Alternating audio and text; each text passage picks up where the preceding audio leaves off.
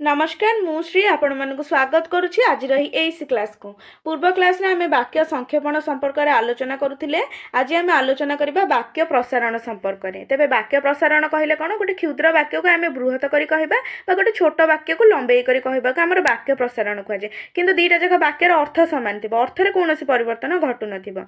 तबे वाक्य प्रसारण साधारणतः आमे रूढ़ी द्वारा करि परिबा, अति कथन द्वारा करि परिबा एवं अव्यय द्वारा मध्य करि परिबा। तबे अति कथन द्वारा किपरि भाबरे गोटे वाक्यटी को लंबा जाइछि। तबे देखिबा आमे से कौन देछि रमेश मो सांग।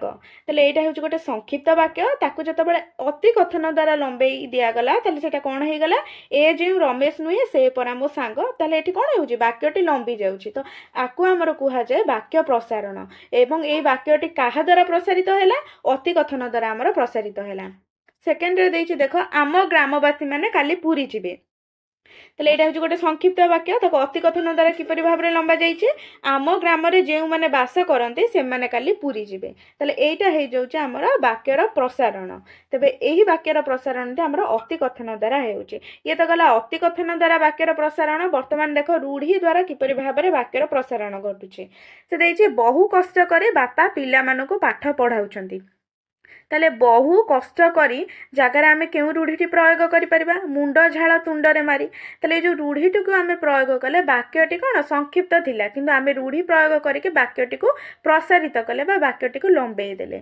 एवं एही वाक्यटी लंबेबा काहा द्वारा हेउछि रूढ़ी द्वारा हमर हेउछि। तेनु रूढ़ी द्वारा एठी वाक्यर प्रसारण घटिछि।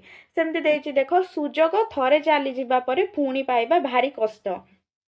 ताले सुजोग थरे चली जिबा परे आमे केहु रूढ़ीटी पसई परिबा नेड़ी गुड़ कहुणी को बोही जिबा परे। ताले नेड़ी गुड़ कहुणी को बोही जिबा एटा होछि गोटे रूढ़ी। एवं भारी कष्ट जगह आमे कोन बसई परिबा काठीकर पाठ, तो एटा भी गोटे रूढ़ी। ताले ए जो रूढ़ी के बसई के आमे कोन करछे ना वाक्यटी को प्रसारित करछे बा लंबेउछे। ताले ये गला हमर कोन ना वाक्य प्रसारण। काहा द्वारा करा गला वाक्य प्रसारण, रूढ़ी द्वारा करा गला। किंतु आमे पूर्व क्लास रे वाक्य रूढ़ी द्वारा संक्षिप्त किपरि करा जाउतला आमे देखुतिले। वर्तमान किंतु देखुछे किपरि भाबरे विस्तृत करा जाउछि। ताले ये गला रूढ़ी द्वारा वाक्य प्रसारण। वर्तमान देखो अव्यय द्वारा वाक्य प्रसारण। अव्यय कोन ना वाक्य रे जेउ पदर परिवर्तन घटे नै आमे ताको अव्यय पद कहितौ। अव्यय जेमि मात्र किंतु ओ एगुडी को सब थाए हमर अव्यय पद। ताले अव्यय द्वारा किपरि वाक्य प्रसारण घटुछि देखो से देइछि गोविंद बाबू दुखरे कातर हुअंती ओ सुखरे चातरता देखांती, मात्र दुखरे प्रभु को डाकंती किंतु सुखरे प्रभु को पूरा भूली जांती। ताले एटा होछि गोटे वाक्य। एही वाक्य रे हमर चारोटी खंड वाक्य अछि। तो चारोटी खंड वाक्य को हमर काहा साहाय्य रे जोड़ा जाइछि अव्यय पद द्वारा जोड़ा जाइछि एवं वाक्यटी को दीर्घ करा जाइछि। ताले से अव्यय पद गुडी को कोन ना ओ अव्यय पद अछि, मात्र अव्यय पद अछि एवं किंतु अव्यय पद अछि। ताले ए अव्यय पद द्वारा हमर वाक्यटी को कोन करा जाउछि एठी लंबा जाउछि। ताले बुझी हला अव्यय पद द्वारा किपरि भाबरे वाक्यर प्रसारण घटिछि।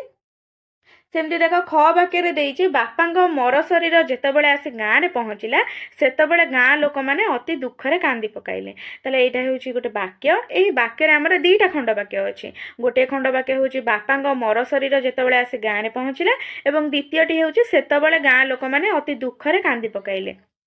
तेबे ए दीटा खंड वाक्य रु प्रधान खंड वाक्यटी होछि सेतेबेले गाँ लोक अति दुखरे कांदी पकाइले। एटा होछि प्रधान खंड वाक्य। एवं बापांग मर शरीर जेतेबेले आसी गाँ रे पहुँचिला एटा होछि अप्रधान खंड वाक्य बा उपवाक्य मध्ये आमे ताको कहि परिबा। तेबे ए दीटा खंड वाक्य को हमर किए जोडुछि अव्यय पद जोडुछि। जेतेबेले एवं सेतेबेले ए दीटा होछि अव्यय पद एवं केउ प्रकार अव्यय समय सूचक अव्यय आमे ताको कहितौ। तबे ए अव्यय पद द्वारा हमर कोन हैला ना दीटा जाक खंड वाक्य को आमे जोडी के लंबेइले। ताले बुझी हला अव्यय द्वारा किपरि भाबरे वाक्य को लंबा जाउछि बा प्रसारण करा जाउछि। तबे आजिर आलोचना रे आमे कोन आलोचना कले किपरि भाबरे वाक्यर प्रसारण घटुछि एवं ए वाक्यर प्रसारण आमे रूढ़ी द्वारा करि पारुछे, अति कथन द्वारा करि पारुछे एवं अव्यय पद द्वारा मध्ये आमे करि पारुछे। तबे आजिर आलोचना रे एतिकी थाउ। देखा हबा नेक्स्ट आलोचना रे। जय जगन्नाथ।